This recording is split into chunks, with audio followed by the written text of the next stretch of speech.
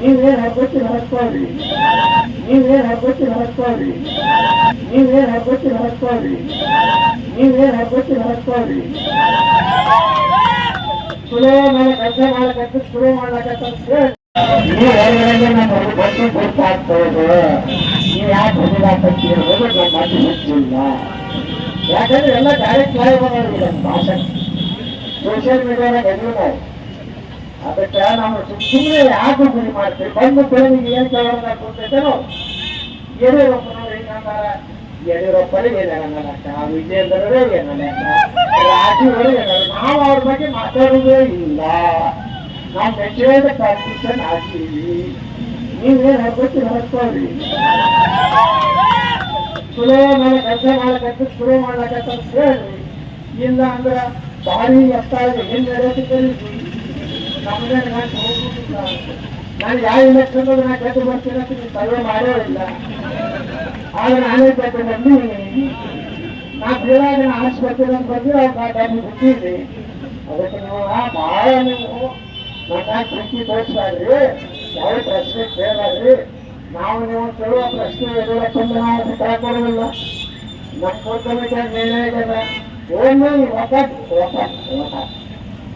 ಬರೋದಿಲ್ಲ. ಅದಕ್ಕೆ ಬಂದಿದ್ದಾರೆ. ಇವತ್ತೇ ನಮ್ಮ ಮಾತಾಡ್ಕೊಂಡು ಹೇಳಲ್ಲ. ಈ ಮೊತ್ತ ಸಾಂಗ್ಗಳು ಬೇಕಾಗ್ಯಾರ. ಈ ಸುಸ್ತಗೆ ತಿಂದು ಉಂಡು ದಕ್ಷಿಣ ತಗೊಂಡು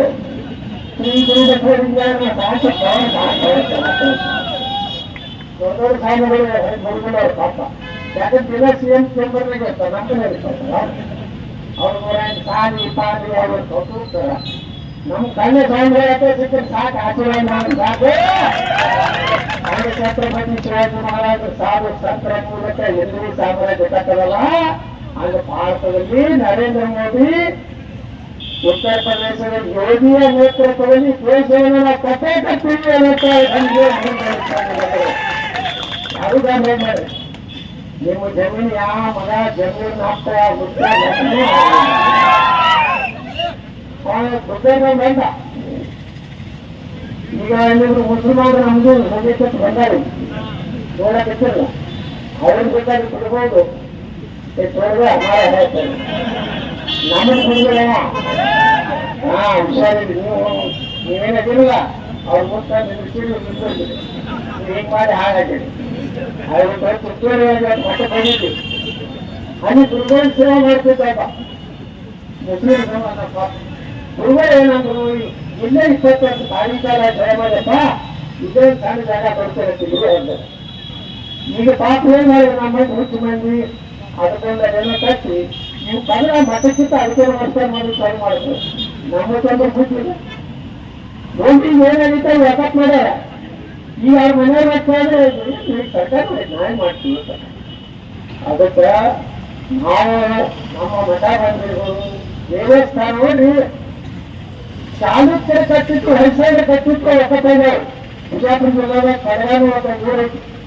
ಇಡೀ ಊರೇ 55 ಎಕರೆ ಹೊಸ ಚಾಲುಕ್ಯ ಇಮ್ಮಡಿ ಕುರಿತೈಸಿ ಕಟ್ಟಿದ್ದೆ. ಸೋಮೇಶ್ವರ ದೇವಸ್ಥಾನ ಹೋಗಕ್ಕೆ ಅವಾಗ ಧರ್ಮ ಇಟ್ಟಿರ್ಲಿಲ್ಲ.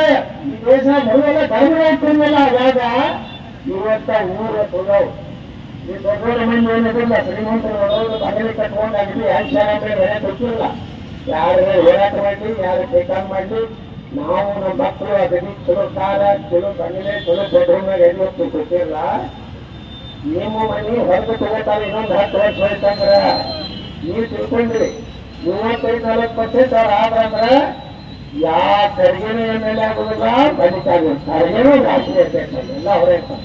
ಮೈದೂರು ಸಾಹೇಬ್ ರಾಷ್ಟ್ರೀಯ ಅಧ್ಯಕ್ಷ, ಮೈದೂರು ಸಾಹೇಬ್ ರಾಜ್ಯ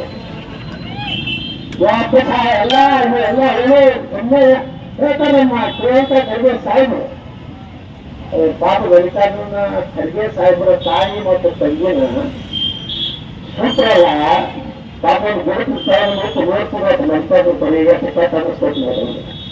ಆದ್ರೆ ಅವರು ಬಟ್ಟೆ ಹೇಳ್ಕೊಳ್ಳುವಂತ ಶ್ರೇಷ್ಠ ಸುಪುತ್ರ ಶ್ರೀ ಶ್ರೀಮಂತ ಖರ್ಗೆ ಸಾಹೇಬರು ಹೇಳ್ತಾರೆ, ಆದ್ರೆ ಯಾರು ಮುಸಲ್ಮಾನರು ಅಲ್ಲ ಅಂತ ಅವ್ರ ಹಳ್ಳಿ ಬಂದಿದೆ. ವಯಸ್ಸು ಬಂದಿದ್ದಾರೆ ಒಂದು ಚೀಟ ರಜಾ ಕೊಡಲ್ಲ ರಜಾ ನಿಜ ಮಾಡ್ರಲ್ಲ ಏನು